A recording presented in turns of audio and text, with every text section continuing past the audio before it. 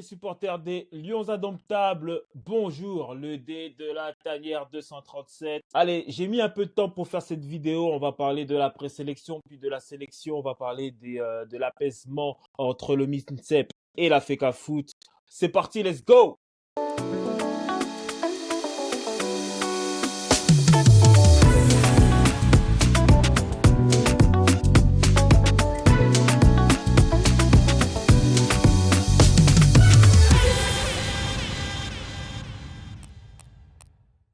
On l'a tous suivi, il y a eu un apaisement entre le MINSEP et la FECAFOOT. Donc maintenant, le président de la République a apparemment tapé du poing sur la table et a demandé à ce que les deux parties travaillent ensemble dans une bonne harmonie. Ce que je retiens de ça, c'est que c'est pour ça qu'on dit toujours, en tout cas moi je le dis toujours, faut pas prendre de parti. Faut pas prendre de parti dans ces genres de choses où vous avez en réalité aucun intérêt. Moi, je l'ai dit dans des vidéos précédentes, nous, la tanière, on est payé par personne. Contrairement à certains autres médias, la FECAFOOT ne nous paye pas, le MINSEP ne nous paye pas. Donc on est indépendant. Moi, je suis du côté du Cameroun. Je l'ai toujours dit, pour moi, depuis 20 ans, le football camerounais régresse. Il ne stagne pas, pour moi, il régresse. Pour moi, un pays comme le Cameroun, qui est le plus grand pays de foot en Afrique et l'un des premiers représentants africains au niveau mondial, n'est pas au niveau où il devrait être. Voilà. Je ne vais pas parler dans cette vidéo de formation, mais aujourd'hui, on a un jeune comme Carlos Baleba qui montre de très très belles choses, très haut niveau, qui est la première ligue. Alors bien sûr, il n'est pas dans un top 4, un top 5, parce que c'est quelque chose de performer à Brighton, mais c'est autre chose de performer à Manchester City. Mais il est quand même, fait partie des meilleurs milieux de terrain à son âge en première ligue. Et ça, on peut se dire que c'est quelque chose d'encourageant pour la formation camerounaise. Mais une fois qu'on a parlé de Carlos Baleba, moi j'ai plutôt l'impression que c'est l'arbre qui cache la forêt. Parce que derrière, aujourd'hui, on peine à trouver un numéro 9 pour remplacer Vincent Aboubakar. Tout le monde dit Vincent Aboubakar et c'est la fin, c'est fini, il avance plus. Mais quel numéro 9 formé au Cameroun aujourd'hui on peut sortir? Lequel? Il n'y en a aucun. Il n'y en a aucun.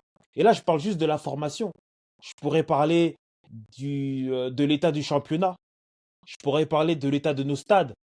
Il n'est pas normal qu'un pays comme le Cameroun peine à entretenir ses stades, alors qu'il y a 2 ou 3 ans, allez 3 ans, on organisait une CAN. On est beaucoup trop en retard. À qui profite le crime? À qui profite le crime, je vous le demande. Parce qu'aujourd'hui, nous avons des gens qui se battent pour la mangeoire. Tout le monde veut la mangeoire, tout le monde veut bouffer dans le football. Et moi, je vous ai toujours, oui, bien sûr que l'État pourvoit beaucoup au développement en tout cas, il y a une grosse part qui vient de l'État. Mais n'oubliez pas que la FECAFOOT reste une association qui fait partie de la FIFA. C'est une association dans une association.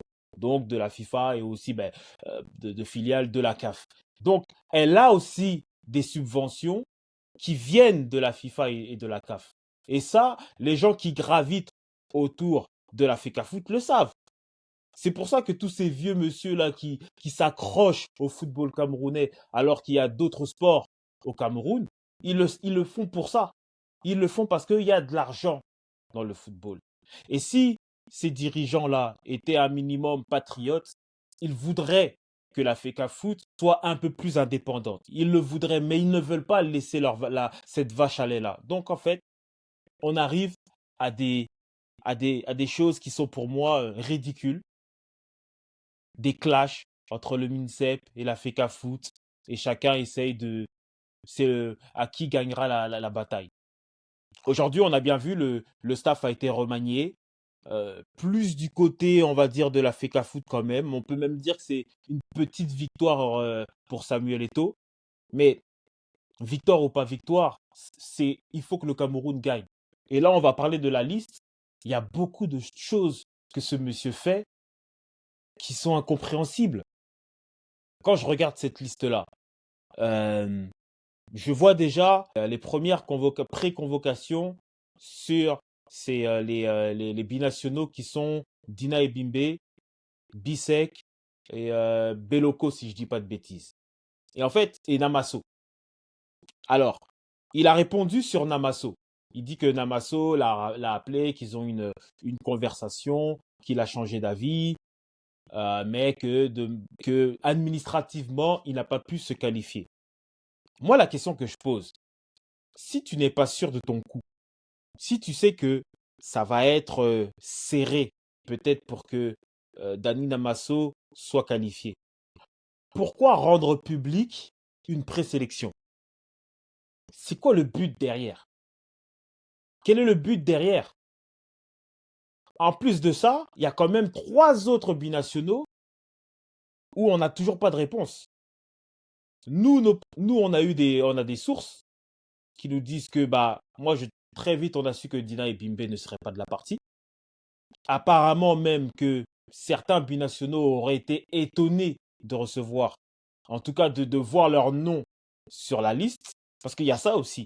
Est-ce que c'était juste une liste où il y avait leur nom, ou ils ont réellement reçu des préconvocations?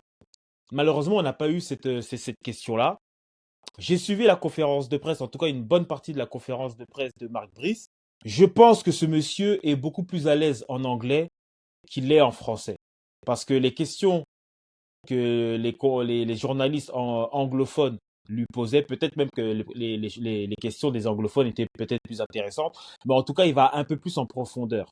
D'ailleurs, je retiens quand il parle du fait que le fait qu'il soit sélectionneur et pas coach d'un club, il a moins le temps peut-être d'aller en emphase sur la tactique parce que t'as pas le temps. T'as pas le temps, t'as un match le vendredi, les joueurs arrivent dimanche, lundi, voire peut-être même certains vont venir mardi. Donc tu n'as pas le temps d'aller vraiment en détail dans la tactique. Donc il disait qu'il allait à l'essentiel.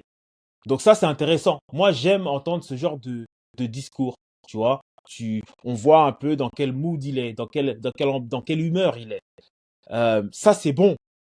Mais quand on lui pose des questions sur ses choix, sur certains joueurs, il y a des choses qui sont incompréhensibles. Je ne vais pas relever la remarque qu'il a faite sur on doit parce que j'ai pas vu cette partie de la vidéo, j'ai juste lu. Donc je ne sais pas dans quel contexte il a eu à dire que Fabrice Ondoa était un goal ordinaire. Parce qu'encore une fois, je pense réellement, après, avec du recul, j'en parlais avec certains de la tanière, je pense réellement qu'il est plus à l'aise en anglais qu'en français. Mais là, dernière news, Olivier Ncham ne sera pas de la partie pour je ne sais pas si c'était problème personnel. En tout cas, j'espère que rien de grave lui est arrivé. Un milieu de terrain offensif n'est pas là. Et il rappelle Castelletto, qui est un stopper. Mais avant ça, il nous avait dit que il avait déjà prévenu Jean-Charles Castelletto qu'il ne le prenait pas parce qu'il trouvait qu'il était un peu juste physiquement. Mais si tu sais ça, soit ça te donne l'occasion de prendre un autre milieu de terrain offensif, soit tu pars avec ce groupe-là. Quel est l'intérêt de prendre Castelletto à ce moment-là? Tu as Kilama qui est un stopper, qui le fait jouer arrière-gauche. Tu as un Gade, tu as Christopher Wo, tu as le nouveau Boyomo, enfin le retour de Boyomo, et tu as Castelletto. Ça fait 5 défenseurs centraux, les gars. 5 défenseurs centraux, et on joue pas à 3 derrière. Peut-être qu'on va jouer à 3 derrière, mais jusqu'à preuve du contraire, on joue avec 2 centraux. Les titulaires qui sont Nga2 et Christopher Wo. C'est pas un match amical où là, tu vas jouer une mi-temps, une mi-temps, une mi-temps, une mi-temps. Là, c'est quand même une petite finale contre le Kenya. Il faut gagner, il faut avoir les 6 points sur les 6 pour avoir une option sur la qualification, voire même se qualifier. C'est pas ce qu'il a fait. Là, tu prends Castelletto, en plus qui est pour moi un cadre. Est-ce que vraiment tu fais venir Castelletto pour le mettre sur le banc et le faire jouer peut-être 10 minutes? Moi, je pense qu'on est en train de vivre une époque où le football de sélection nationale est de plus en plus, il y a un désintérêt sur le football de sélection. Il y a un désintérêt. On le voit dans les autres nations. Mbappé qui reste au Real pour se reposer. Lukaku qui a demandé aussi à son coach de pouvoir rester à la AS Rome. Les joueurs font de plus en plus de matchs.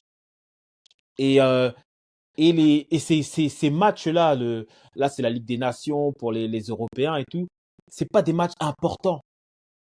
Et moi, je me mets à la place d'Olivier Ncham.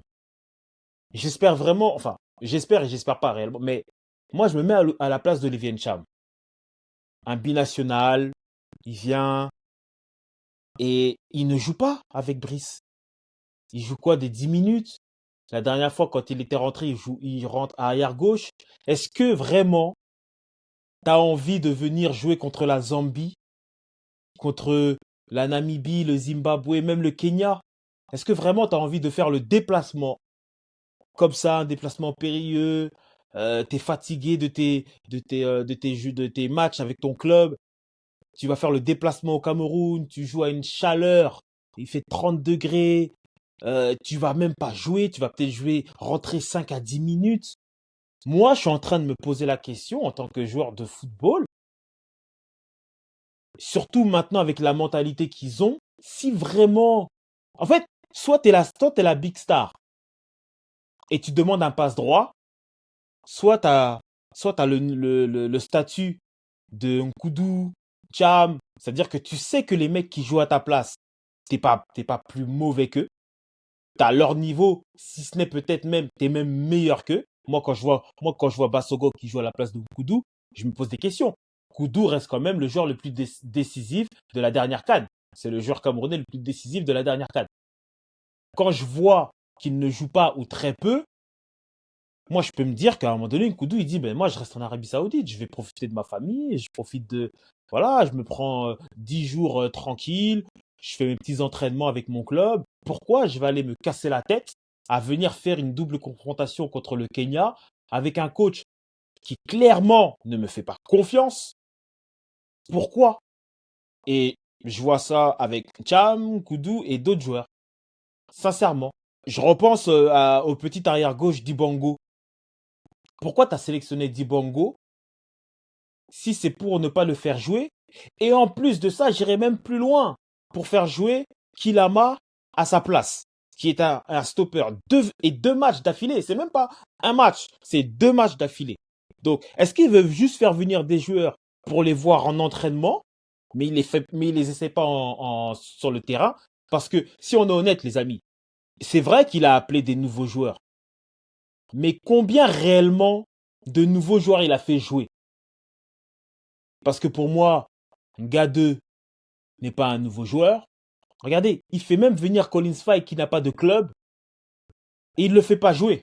Sachant que tu as les Chamade, tu as les Chateau, tu as ces 2 joueurs-là, ces 2 petits jeunes-là qui ont fait la CAN, qui ont une petite expérience, qui sont jeunes, qui n'ont pas, pour moi, qui n'ont pas été mauvais. Mais tu peux faire venir Collins Fay qui n'a pas de club, qui n'avait pas été sélectionné depuis longtemps par Rigobert Song. Mais en plus de ça, tu ne le relances même pas parce que tu ne le fais pas jouer. Tu le fais pas jouer. Moi, si c'est ça, fais venir un jeune, un petit jeune. Toutes ces questions, quand je vois cette sélection, tu sais, on aime notre pays, on est supporter de cette équipe, mais t'as même pas en fait, on a plus un engouement pour le clash qu'il y a eu entre la FECA Foot et le MINSEP que contre cette double confrontation contre le Kenya. Très sincèrement. Moi, sincèrement, qu'est-ce que je vais dire sur le Kenya? Les gars, qu'est-ce que je vais dire sur le Kenya? Je vais pouvoir faire une analyse. On va faire l'analyse, mais une équipe comme le Cameroun devrait rouler sur ce groupe-là. Mais rouler sur ce groupe-là, Monsieur Brice, essayez des joueurs.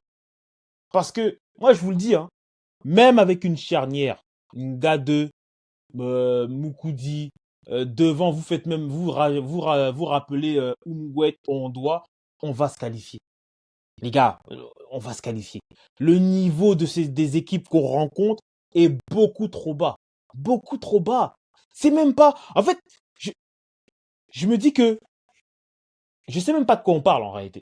Je sais même pas de quoi on parle. Alors oui, il y a des bonnes choses. Jackson Tchatchoua, Carlos Baleba, Mbeumo qui est en forme. Là, il y a le retour de Ngamale. C'est cool, c'est bien. Mais moi, j'ai pas l'impression, et je le dis sincèrement, j'ai pas l'impression d'assister à une révolution. Après le match contre le Cap-Vert, j'avais cette impression. Mais plus ça avance, plus j'ai l'impression que ce coach est limité. plus j'ai l'impression que ce coach, dans les choix qu'il fait, je vais pas dire des hommes, parce que je vais pas critiquer les joueurs qui sont sélectionnés, mais dans les choix tactiques, dans les remplacements qu'il fait, je ne comprends pas. J'ai pris l'exemple de Kilama, j'ai pris l'exemple de Nchama à ailier gauche. Je ne comprends pas les choix que Marc Brice fait. Et les gars, c'est une petite vidéo, j'ai un peu débordé parce qu'il y avait tellement d'actualités. J'ai pas parlé aussi de la suspension de Samuel Eto'o de 6 mois. Donc Samuel Eto'o a une suspension de 6 mois à cause d'un comportement qu'il aurait eu déplacé lors du huitième de finale de la Coupe du Monde des moins de 20 ans féminine. Il a fait appel. Mais bon, à suivre. Peut-être que je ferai une autre vidéo où on parlera de ça parce que j'attends de voir les résultats de l'appel. Mais à moi, de cette double confrontation-là, j'attends pas grand-chose de cette équipe. Je pense que ce serait bien si on faisait 6 points sur 6. J'ai plus l'impression qu'on va encore faire 4 points sur 6, voire 3 points sur 6. Mais normalement, une équipe qui est bien menée doit faire 6 points sur 6 dans cette équipe-là. Et les gars, on va se retrouver juste avant le match. Je ferai pas de live cette fois-ci parce que je serai pas disponible. Ça tombe en semaine, ça tombe un vendredi. Mais bien sûr, je ferai l'après-match. On va débriefer ça ensemble. On espère la victoire, bien sûr, du Cameroun. Moi, je suis toujours positif par rapport à ça. Likez, partagez, activez la cloche. C'est le dé de la tanière 237. Et les gars, allez les lions.